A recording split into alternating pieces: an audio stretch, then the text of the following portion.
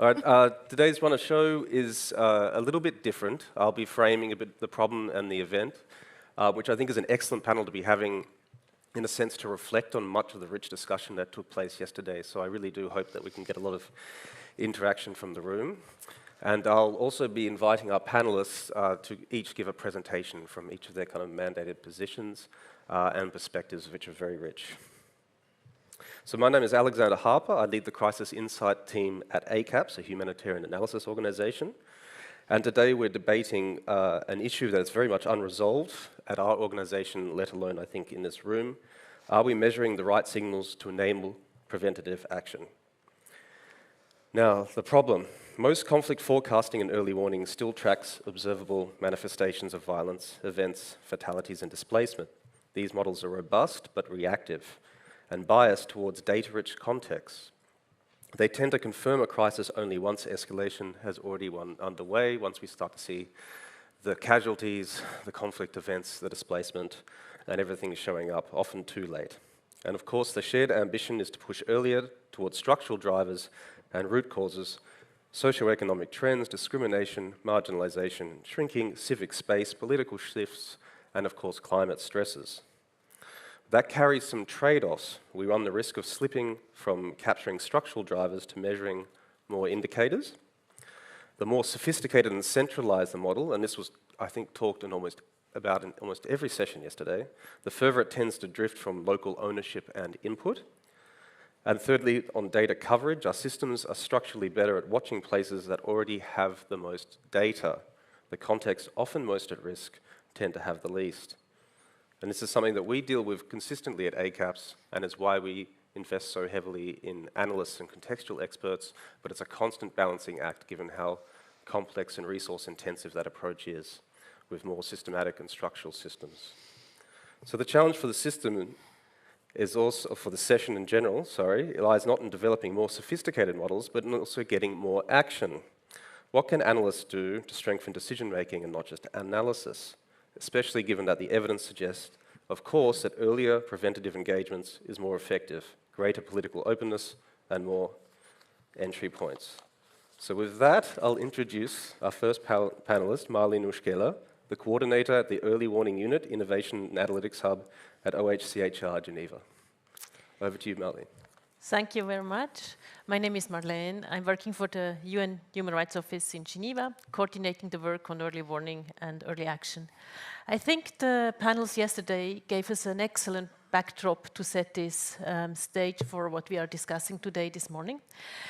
Specifically the point of how we're moving from early warning to early action, which is really the work that myself, our team across the globe is trying to focus on. We have seen many times, as just mentioned by Alex, that there are so many and increasingly a lot of different early warning tools that give us indications. So we have more visibility, we have better forecasts. But for me, the essence and how we should assess the impact and the success of early warning is, of course, to trigger a response and an action, because just to know what is happening, to then say, oh, well, that's going to happen, that's too bad, that's really not the point. So what do we do with those alerts? What do we do with these actions? And how do we actually trigger the response that we so much need? And how do we foster this preventive action? So I want to present in the next few minutes one of the approaches that our office is applying. It's to shift from a narrow scope to a broader scope. You can also say applying the human rights lens, but that's a different category. What do I mean by that? So if we talk about a narrow scope, it would be exactly what Alex has already described, this focusing on the monitoring, the documenting of the phenomena you try to prevent. So the violence is increasing, the incidents are happening, you are alerting something bad is going to happen because you have the forecast model that says it's going to escalate further. Then in a broader model, you would not only focus on this, but you would include and you are integrating many other factors that are not specifically linked to the violence and the incident, but have other linked associations to it. Let me explain this a bit more clearly with the example of conflict-related sexual violence. So the narrow scope in this example would be you look at conflict-related sexual violence, you monitor the cases and the incidents, you predict that there will be an escalation in a specific geographic area, and you alert. Now, when you look at the broader scope, you have more entry points in terms of looking at different associated elements. So this can be diverse, it needs to be localized, but what could be elements you would look at? For example, the role of women in a society, the role of women in security forces, the role of women, or how are women associated or not with specific armed groups that are active in a context. Then you can look at the distribution of wealth between and the economic power in a society, political decision-making, peace processes, and all of this. Think about what of those elements have an impact on the role of women, the potential escalation of conflict-related sexual violence, and you will start to understand that it's not only linked to the actual incident, but there's a whole panoply of elements. Of course, you can also look, and for us this is a crucial element, on the judiciary, the access to justice, which per se you would think it's a backward-looking element, because you would consider what past violations and how did accountability happen for past violations, maybe CRSV or other gender-based violence. But we have found, and I think it has been proven, that impunity is actually a driver of conflict, and it's actually leading to new violations. So if you have in a country situations where cycles of CRSV are happening, and there was no accountability for past violations, it's actually going to likely support future violations of CRSV. So if you invest in accountability and access to justice for past violations, you are actually also investing in prevention, in forward-looking early warning and preventive of future violations.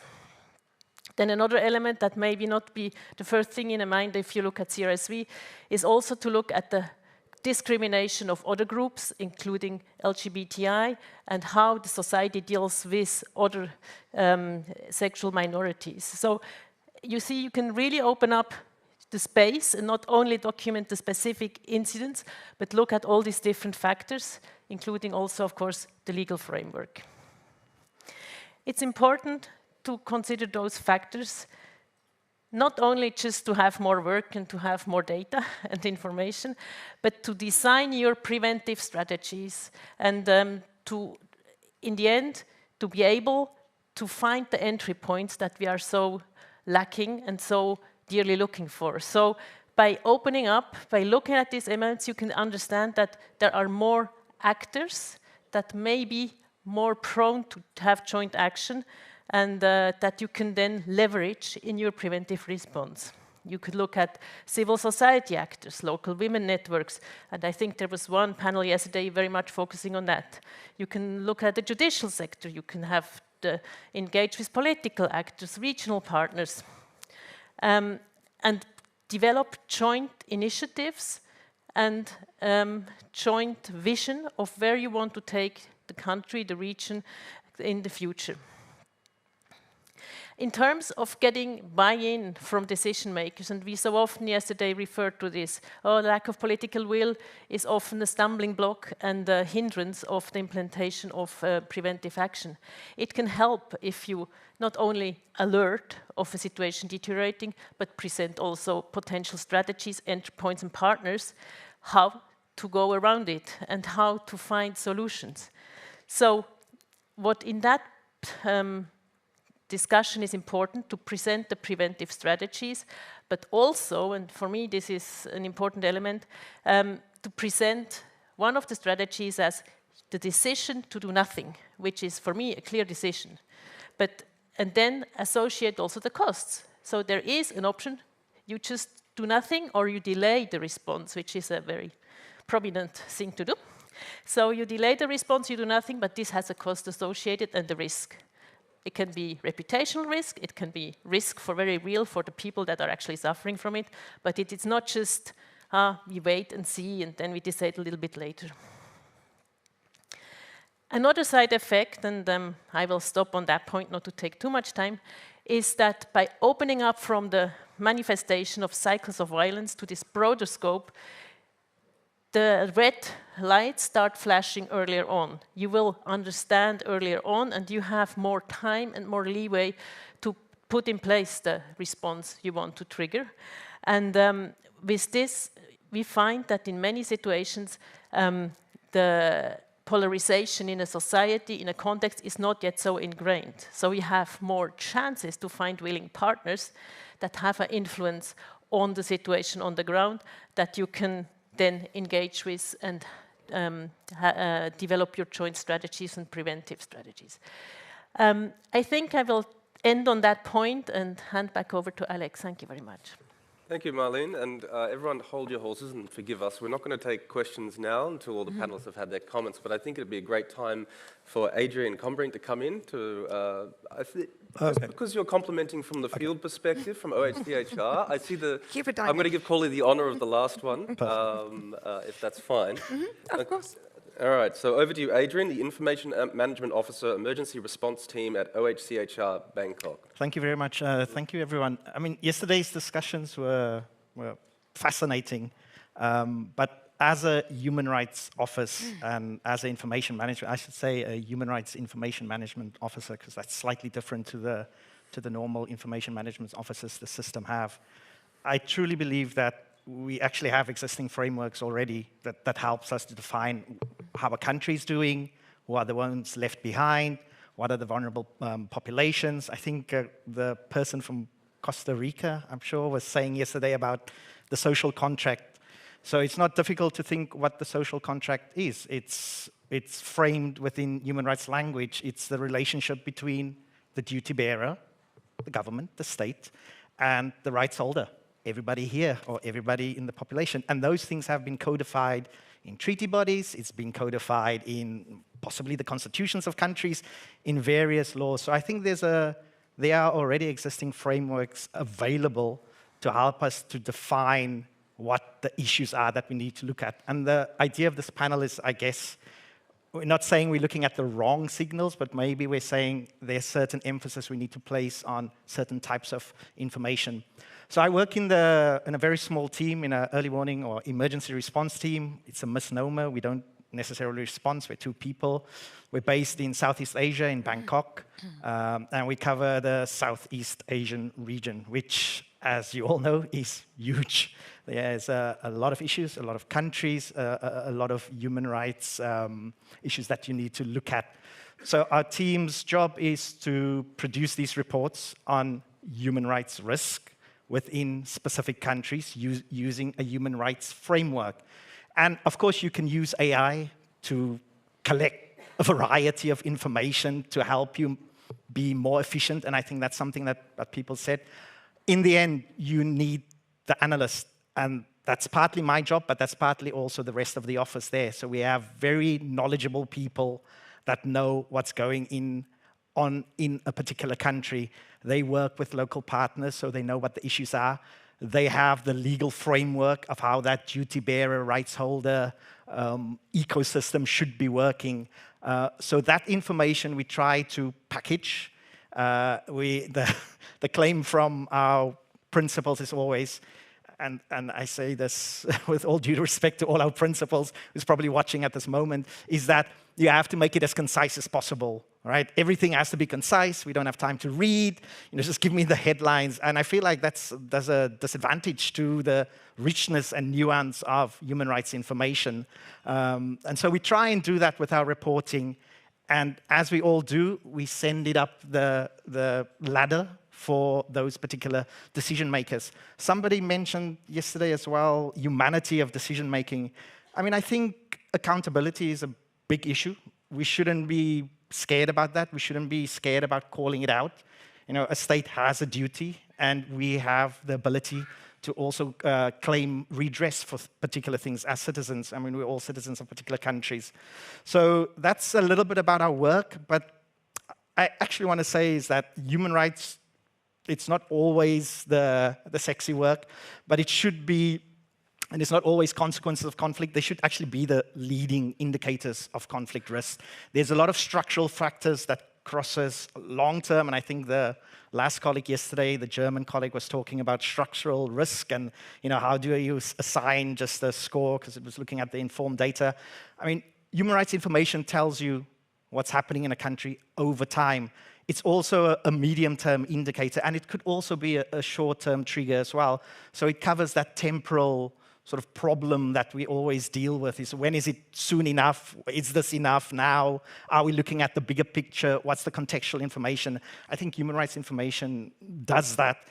Of course, there's a lot of problems or issues with human rights information. The other thing I wanted to mention was data. So we have lots of data. Inform is brilliant, amazing data. In our team, we use global indices all the time. There's the Global Peace Index, somebody was saying yesterday, 119 countries less peaceful, I think was the point, than before. IDMC, looking at migration or internal displacement in this case. There's Reporters Without Borders, who looks at journalists. We were saying that the media landscape is shrinking, and that's actually a bellwether for how countries are faring. If the media landscape is shrinking, if you are restricting those people who are responsible to report on things happening in your country, then obviously that's an indication that things are not going that well in that particular country. So there is that information out there. Last year, I think IDMC's report came out and they said 83% of conflicts are, actually 80% of displacement is as a result of conflict and not natural disasters. Although, I mean, both are responsible for a variety of things, and they interact, of course, together. VDEM information, the Varieties of Democracy data set, which I absolutely love to use because it's got long-term, longitudinal data. It's extremely useful to paint a picture of a country over time, and then you can add your short-term indicators or risk indicators there in as well. The World Inequality Report that said that, I have the quote here, I don't have my glasses, but it says 0.001% of the world's population controls 3 times as much wealth as the entire bottom half of humanity. I mean, that's just wrong. There's an issue there.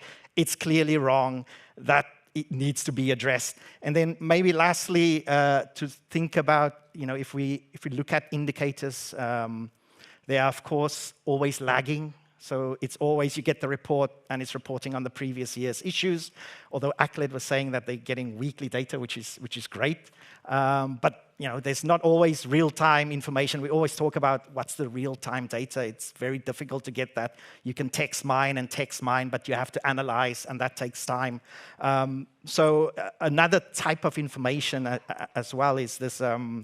This LHHTM, the London School of Hygiene and Tropical Medicine, they did a comment on the WHO report that was released in June 2025.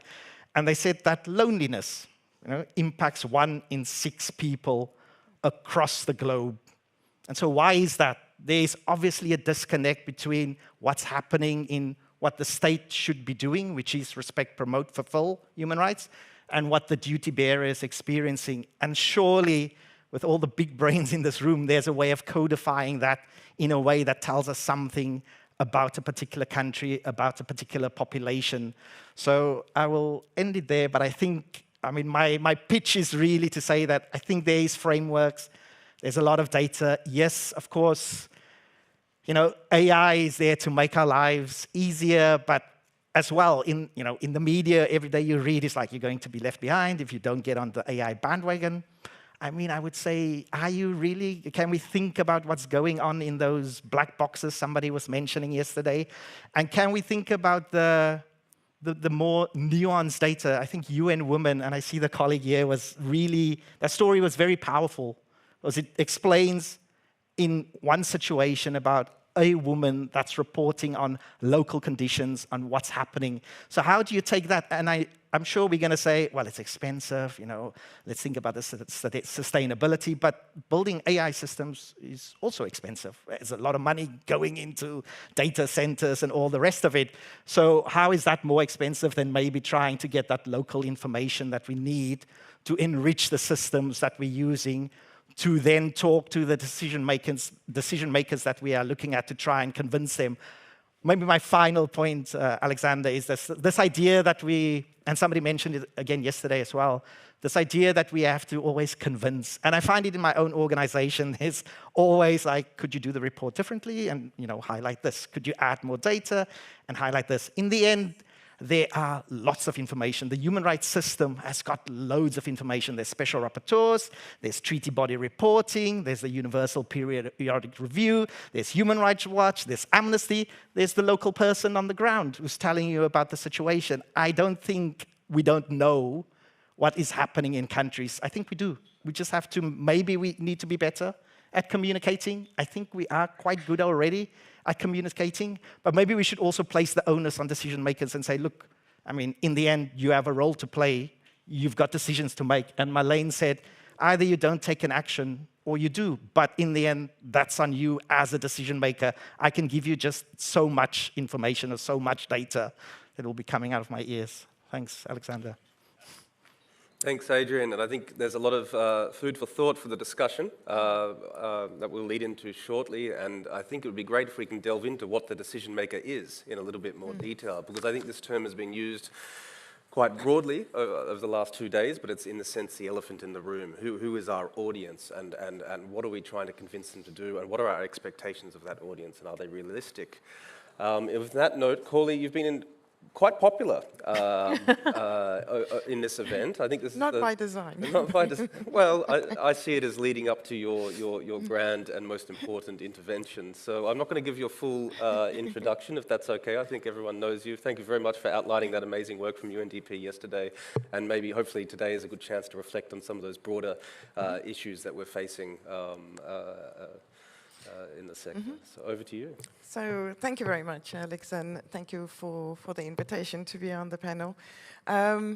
Yeah, I think this is actually a great opportunity to explain sort of how we are taking it forward, and if it's okay with you, I'm going to take a slightly more operational tack in terms of thinking about early warning, early action.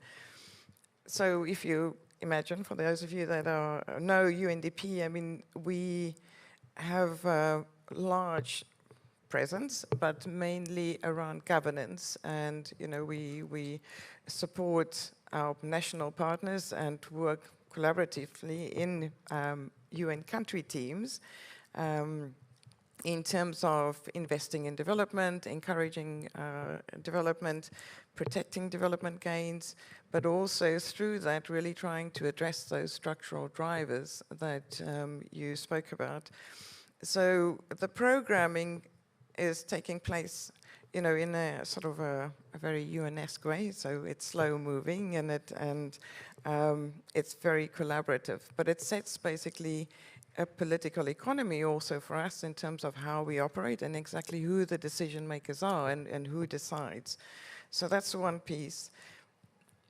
Context that we are working in is characterized, as I said, by the systemic risk, by complexity, a lot of uncertainty, compounding effects. So we may think it goes well until there's a cost of living increase and it compounds dissatisfaction about joblessness, or it coincides with the run-up to the election. There are unfulfilled election promises, and it basically triggers events, social uprisings, and these kind of things. So that ability to understand where we are in the country, the context, and then be responsive is really part of the system that we want to support from. I'm in a HQ function, so I support our country offices in terms of the systems we provide and the technical support. A very important aspect that was mentioned yesterday also is, remember our funding for this project work, the development programs at the country level is earmarked. That means we don't have flexibility. So, this sort of idea of quick pivots is something that you need to engineer, or you need to create the capacity at country level to be able to pivot, to be able to take decisions on emerging risks. So therefore, we are taking a slightly sort of systems approach, if you like, to it, to really look at how can we evolve the institutional capability from reactive response to anticipatory action, from fragmented analysis to integrated risk intelligence from early warning to decision support. And that's where the initiatives that we were talking about yesterday are really key to it. So if you can imagine, we start with a structured data stack in terms of getting that available and accessible for our country teams. We have the informed family of products. Then how we support the country teams is really to tailor and to contextualize, what is important in your country, what is important in terms of what UNDP is providing and investing in or delivering on in that country, and we tailor the risk dashboards for that. We also support the countries with scenarios. And this is really the important piece that we're bringing in terms of scenarios and foresight, is that it identifies the indicators, the signals that the country needs to track. Because otherwise, if it's just we know the human rights signals are always very important signals, but if you just have a massive amount of things to track, then it's really disempowering or disabling for the countries in terms of having the clear workflow or the business processes to be able to respond to it. Importantly, also, what we're trying to think about in how we support it is that we have not completely arbitrary, but we have this sort of division in terms of the horizons. So the long-term strategic planning, addressing structural drivers, mid-term adaptive planning and programming, so your opportunity to pivot if you see things there's growing dissatisfaction, loss of civic space, loss of access to justice, these kind of things, adaptive planning, and then really the short-term anticipatory, where we would escalate then engagement with partners or engagement through the UN team with our colleagues in with human rights advisors or with our political counterparts also here in the audience. In the UN system. So it's really creating that system that enables us to pick up on signals and then to pivot. And that's sort of part of how we've developed the capability, or we are developing the capability of UNDP to respond and to inform decisions. In that way, it's much more primed, if you like. Oops. Sound is on. It's much more primed, if you like, in terms of being the readiness to be able to take decisions. And you have a lesser degree of sort of explaining where it comes from, where it's going to, what the backdrop is. Better prioritization in the beginning, overall in terms of, the issues that we're going to focus on in terms of structural risk, more timely action, and then stronger impact in the capability or the ability of the organization to be able to respond. So that is how the approach that we are taking to early warning, and so it's not necessarily widening actually the number of signals, it's actually narrowing it down or being very much focused in terms of what is relevant and within the capability of the UNDP as an organization, but then also the UN country team as a division of labor to be able to respond. Final point is that we really take a serious look and approach at capacity development also. So not only looking at, in this ecosystem, not only looking at our own standard operating procedures, business processes, these kind of things that, again, enables the decision-making pathway to run, but we also look at working with our counterparts and with technical experts in networks of our communities of practice to be able to refine not only the sort of the interpretation on the insights around these signals, but also more importantly really the so what. So what are the actions that we need to take and can take to be able to address some of these early warning signals. I'll stop there. Thank you, Colleen. I'm going to use my moderator prerogative to immediately bounce the question back on you, just because I've got very bad short-term memory, but I think it's an important one. You're unique in the sense that you represent an organization where the analysis and the data underpinning that analysis is directly linked to your organization's operational planning and implementation in most cases. While many of us, at ACAPS, we're doing our best to create the analysis and throw it out to the wind and hope it lands well, which it does. We know it does. But it's a slightly different tension. I think many of us are in the same boat. Where do you think the hardest work is Is it putting together those sophisticated early warning systems, the analysis, the data, pulling all together like you demonstrated yesterday, or it's connecting to those country programs, strategies, those horizons that you laid out? And if you can, just tell the audience what percentage of that work lies on either side. Because I think there's a bias towards the analysis, thinking that's the tough one. But anyway, I won't lead you. Let us know. So first of all, I mean, we rely on the data that you guys produce. So, you know, our own internal data is we don't have the analytical capability. So we pull in data into our systems, and we're part of partnerships that are, you know, then taking it further, such as Inform in terms of the kind of forecasting and things like that. So one, the data is really important.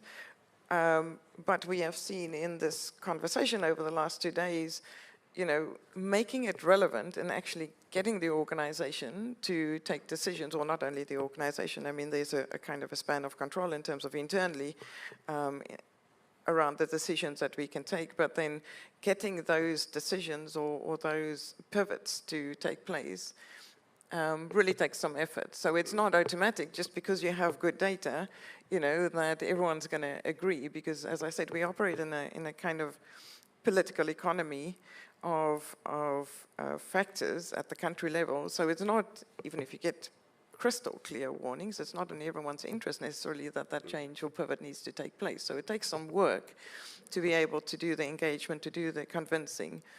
So you have not a single decision also, you know, in terms of when there's a trigger or when there's a early warning sort of signal coming through. You have many decisions. You have the decision for UNDP to act, to take it up. You have then decisions in the country team to take it up, and then you have engagement with your stakeholders in country in terms of responses. So I think the sort of dispelling the notion that, you know, light flashes, action happens is, you know, it's not quite a movie set. So, you know, it takes a lot of work to get to the point where you can actually start to address some of those sort of issues that are cropping up in terms of, you know, as I said, where there's loss of social cohesion, you know, loss of access to justice. It doesn't need to be all political. It can be a deterioration of, you know, access to basic services. People don't have water anymore, they don't have food anymore, and these kind of things are all signals, but it's part of a context. Now, in terms of, I've been deliberately skirting your question about the percentages. So I don't know. I mean, the data is super important. So, you know, I think without good quality, reliable, timely, regular updates, you know, it's going to be much harder to take action. But as I said, you know, I think it depends on the context, but taking action is also not a small investment of energy. So let's make it fair. Let's make it 50-50. 50-50.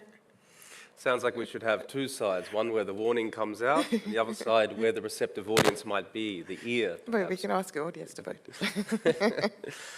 Marlene, a question for you. Several of you have identified the challenge of triggering adequate response to early warning alerts. Do you see a risk that by focusing on weaker structural signals, precisely because they lack imminent urgency, the gap becomes even harder to close? Well, I think to the contrary. I think if you have a more localized and more detailed analysis, you will have better information and data to react. The problem is, if you look at it at the global level, you will not have the same quality of data for all the contexts. So it will make it more difficult to have kind of this general overview. But if you are delving into one situation, you will find more information. So it's a yes, but answer. Well, very similar question to you, Adrian, but I think it's a slightly different position. You can bring a nuance on it. So by broadening the scope of indicators and risk factors beyond observable violence, does this necessarily push early warning systems toward localization at regional, national, subnational levels, or can a global model capture structural risk meaningfully? That's a tough question. I mean, global models have a role to play. So, as I mentioned earlier, what our team is doing is we essentially swap the view. We're, of course, sitting regional, but we have our, spokes going on to the various countries. So we're collecting that type of information that tells us something, of course, with the human rights view. We're the human rights office, so that's the information we really focus on. So we usually have this process of writing what the risk is based on that local information. But then we take the global view as well, and Index X is telling you this about this particular country. And I think with global indices, actually the most useful thing I find is not just I think somebody mentioned, I mean, I'm bringing up Inform, I apologize. They mentioned 6 point, I can see the Inform colleague there. They mentioned the value 6.5. But in fact, that tells you something, but the sub-indicators tells you way more. So, when we're looking at the global indices, I think, yes, it's great to look at the top level thing. Tells you something. Maybe it compares countries, but maybe it doesn't. And the local situation counts for more, I think. But it's more complicated to collect, we know. But the sub-indicators tells you a bit more. And so it's using both that sets of information to essentially make a case for, why should we act? Of course, we have been now day 2 in these discussions, and we know that the acting part is the bit that is sometimes missing. But sometimes that happens as well. Sometimes, surprisingly, people will act on those. So, we shouldn't take for granted that that's not happening. I think localization is super important. It's, of course, the thing that people say is the most expensive. It's the most time-consuming. There's biases. We spoke about biases. There's all biases in all kinds of data. I mean, as long as you take those particular things into consideration, it's not easy. And coming from the human rights background, I know that our data is siloed. It's everywhere. Everybody's writing particular reports. We've got hefty reports that we're trying to distill and get some sort of view of what's going on. I know that's complicated, but I don't think that's a reason for not really focusing on that and doing that.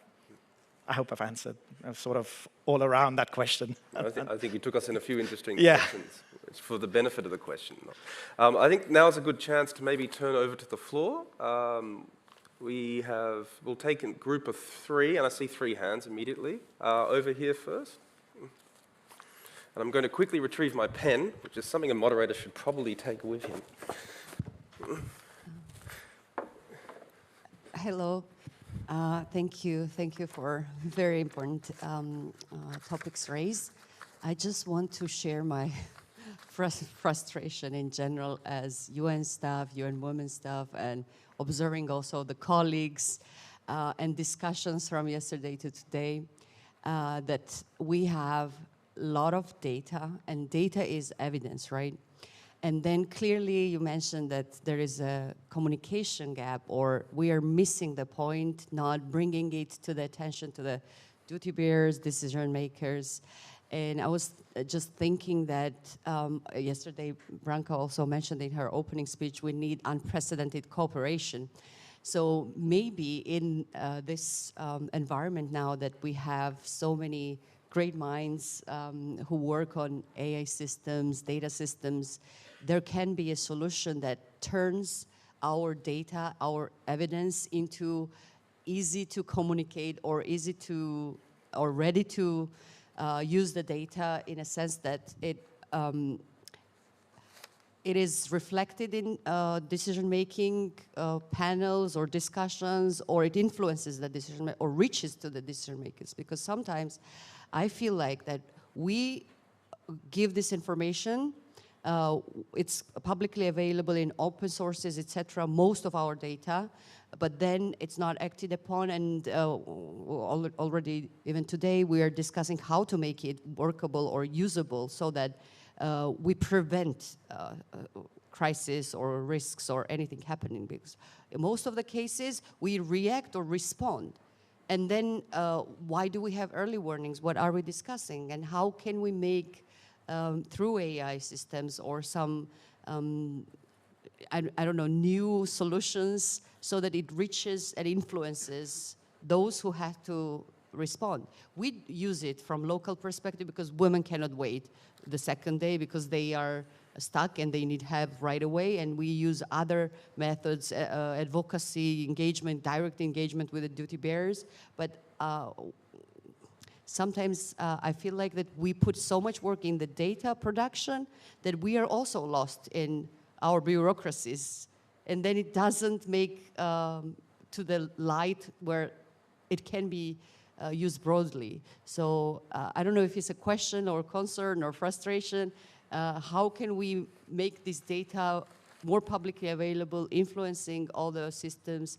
And how can we create unprecedented solidarity to prevent the crisis and to influence decision makers not to put money in militarization and to put money in prevention and protection? Of course, they will still choose that.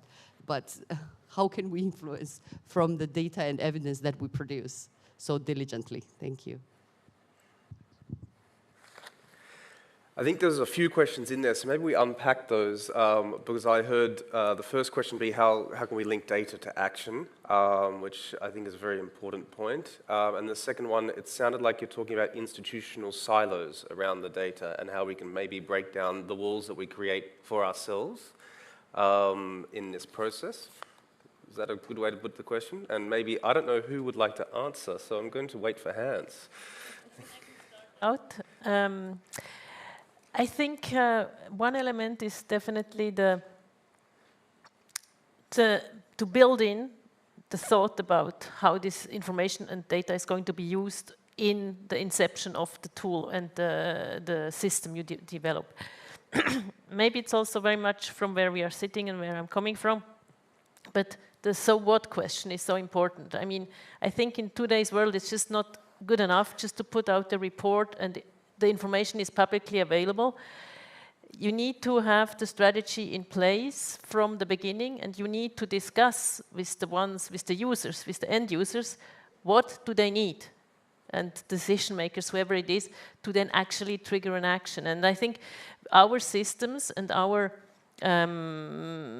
outputs should be catering specifically to those to address, and not just at, oh, we have a very nice length report or a very big data sheet, and then we don't know how to take it apart to then fill in these different gaps. Normally it's not a one-size-fits-all answer, but you know, to how you can then cut and paste the different elements in the different places you need them to go. I was thinking about, we had a colleague actually a person who's doing a doctoral study on SLAPs, which isn't the SLAP, but it's a strategic lawsuits against public participation. It's something that essentially companies do to silence people. So you go through the legal process, you can't afford to go through that legal process in the end. You know, you don't take that case up. And so there's not a lot of information on there, but there's some information. So there's some information, particularly in the Southeast Asia region, but I know also it's a particular thing in Southern Africa and East Africa as well. It's usually around environmental projects by large companies, etc.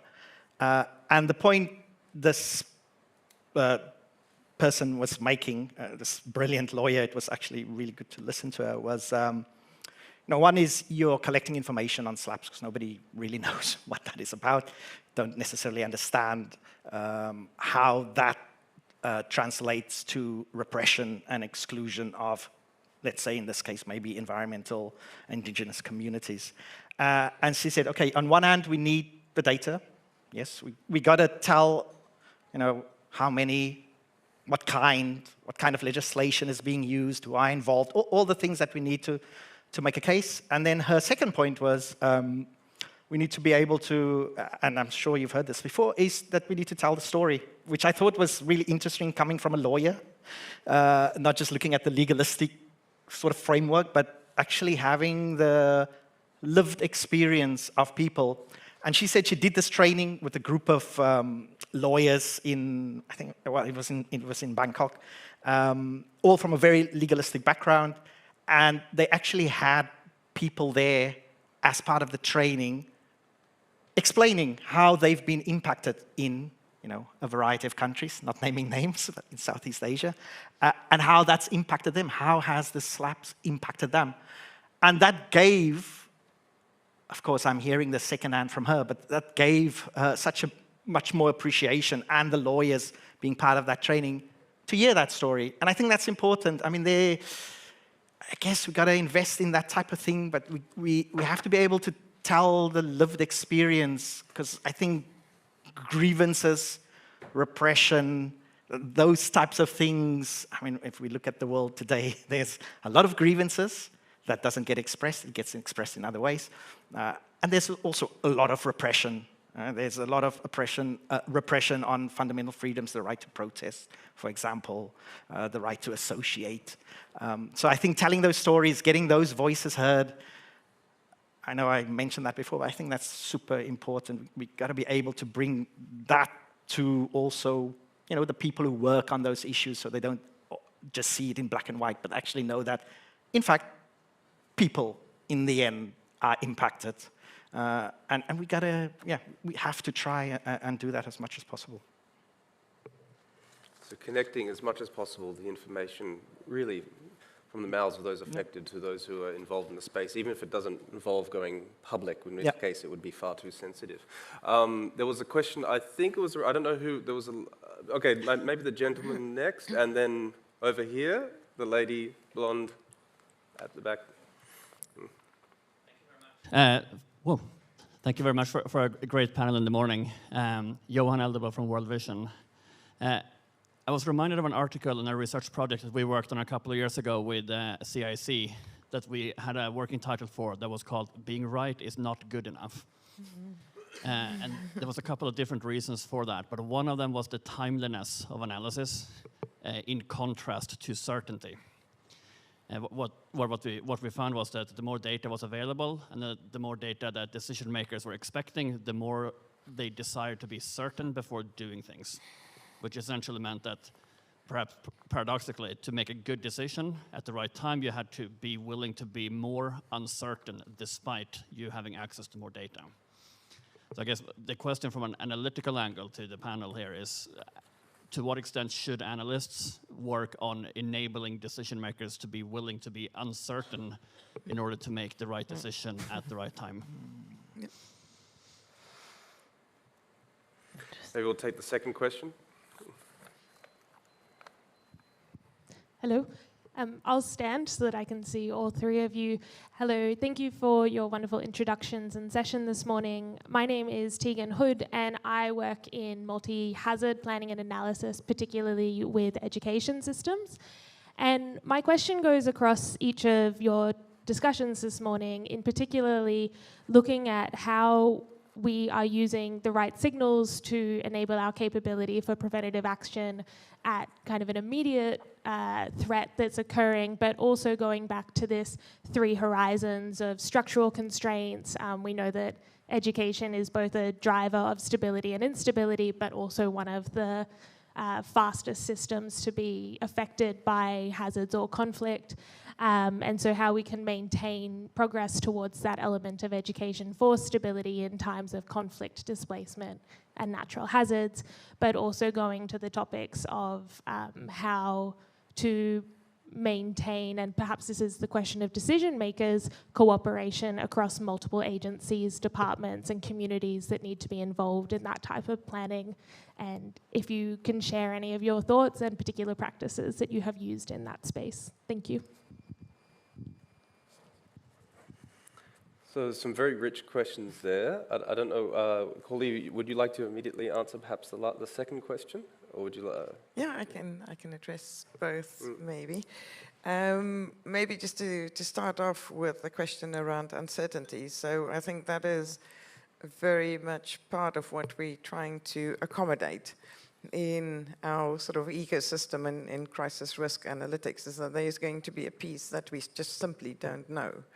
And getting a level of comfort with we won't know, or we will need to do some more work to see whether there are pieces that we can put together in terms of knowing more, dealing with that uncertainty.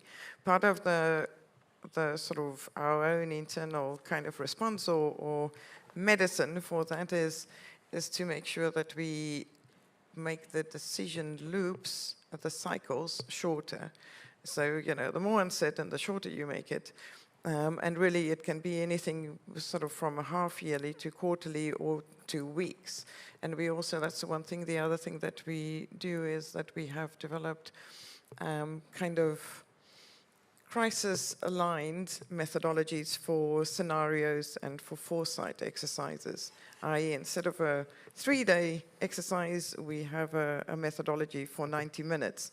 So that's a way also to give country teams different options, identify blind spots, identify where exactly are the pieces, if they don't know it, that they don't know. So, I mean, that is ways to address uncertainty. But I think from an institutional point of view, that chunk we definitely need to incorporate, as this is part of the way it's going to be, and the basis for decision making going forward is there's a piece that you would just need to take the risk. On the cross-sectoral work, that is very much part of what we see as well as a sort of a systems approach, and it comes back to the question around prevention as well. Addressing structural drivers, you know, a lot of these things are maybe not in your sector. So we have been investing in developing guidance and collaboration across different sectors, including the financial sector. You know, looking at conflict sensitivity and these kind of things, looking at the domestic financial ecosystem, the role of national development banks, the role of public finance management, because this is where the decisions are being taken in terms of where the money goes or where to other spending. You know, whether it is by design or whether it's because of a natural hazard or a climate disaster and these kind of things that the government really don't have a choice in terms of redirecting those resources. So starting upstream, I know it's a very long way from our early warning signals, but starting upstream again is really part of the solution that creates the enabling conditions for you to pivot when it really sort of things are starting to cascade.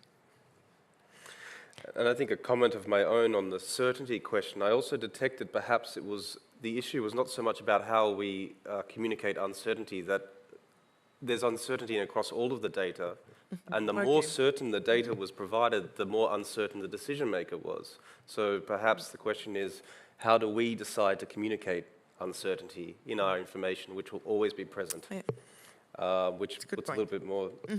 yeah. But I mean, yes, I mean, we need good quality data, robust methodologies and these kind of things, but you know, that always is part of an input into another sea of information and perspectives that we'll need to mediate. So I think, you know, I agree that the uncertainty, maybe that is used also more as a reasoning to postpone decisions or to put it off, you know, so, you know, I think that we need to think about getting the best available data, but realizing that will always only be a part of the inputs that are used for the decisions.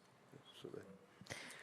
Marlene? I can maybe add also to the uncertainty question, the being right is not good enough. I find that very telling, but we also have another sentence that we often have is like, we told you so is also not good enough, because oftentimes that's the feeling we get, and that's exactly when things fail. So you have the early warning sign, you do the analysis, you are told maybe you do more analysis, and then, well, 1 year later down the line, there we are. And that's the feeling that is very frustrating and is very challenging to, you know, to overcome. And I definitely agree to the being right is not good enough. We cannot, you know, you cannot assess the impact with just being, well, that we were right in predicting. That's just not the reason why you do the predictions for me. So we go back to the impact and what do we actually do the predictions and the early warning for. Yeah, maybe quickly. I mean, It's the 16th of June, 2026. It's a shout out to South Africa. Today is actually Youth Day in South Africa. So if you know the history, 50 years ago, 20,000 students marched in Soweto, got severely repressed, hundreds of people died, and they were protesting against, the implementation of a language policy. So the question around education, I mean, if we look at today of what's going on in the world, you can name Bangladesh, Nepal, you can go further, Kenya, Madagascar, even in South Africa.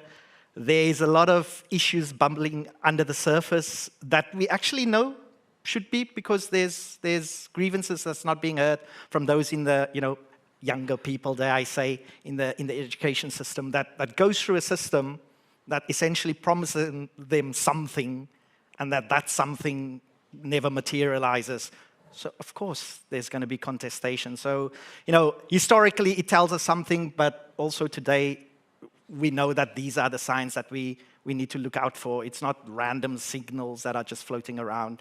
They're very key signals that says that a system is under stress, and we're not 100% certain, for sure, as the gentleman said. We never can be, but we have many examples of where that's turned in a way that we might have not thought of. So we need to take action. Thank you, Adrian. I think we've just reached time, so sorry for anyone else who has more questions. I don't know if we have a few more minutes for questions. It's fine? Okay. Yes, the gentleman here, and then the lady second. Thank you so much. Very interesting panel. To the question about the ever-elusive decision maker, I think, having reflected on this for a long time, 10 years in the UN system, I think I've given up on thinking of decision makers when we prepare information products. This is not a controversial point. It's more a point about everybody is a stakeholder. Everybody has a constituency they need to convince. And everybody, for the most part, are seeking to avoid accountability. And so if we design our information products around sort of those basic concepts, the tech industry has figured this out, ages ago. So when they design products and services, they're addictive. They pull you in. And I think as in our community, I'm wondering whether we should start reflecting on the information products we then produce. Can they speak to those two elements, and stop thinking of there's not gonna be a Deus ex machina come in and solve your problem for you. It's just not how the world works.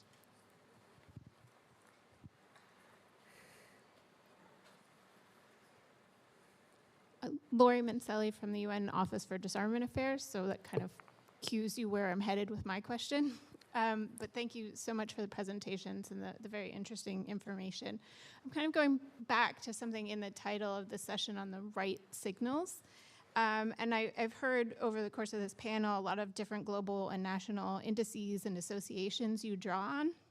And I was wondering, it is quite a wide range across sectors, and I was wondering to what extent weapons-related data is being pulled into some of these analyses. I haven't heard a lot on security sector information, arms flows, seizures, thefts, things like that. So just kind of curious to hear how some of these factors are also considered. Well, I think there's a very interesting comment that was made, more than a question, unless you want to but it was for Adrian. Yes, I think it was. Who is this elusive decision maker? Who is he or she or they or them? Where are they? Yeah. No, you're right. I mean, in the end, we're all also in our own work accountable. In the UN system, if you don't know, of course you do. It's bureaucratic, it's slow, but there are ways of making information available. So there's something called the Call to Action for Human Rights, Secretary General initiative. The idea is you get all these people together in one room, and you have, either you do scenario planning, as Coralie said, or you talk about certain issues. Maybe an election is coming up, so you want, as they call them in the UN country teams, with all these various agencies, you want them to get a shared understanding of what's happening. And in fact, those are then the decision makers, because you're sitting in a room, which is terrifying, by the way, of all these heads of agencies that, of course, know how the system works, they know their country, and you go in and you tell them, maybe some issues you are missing.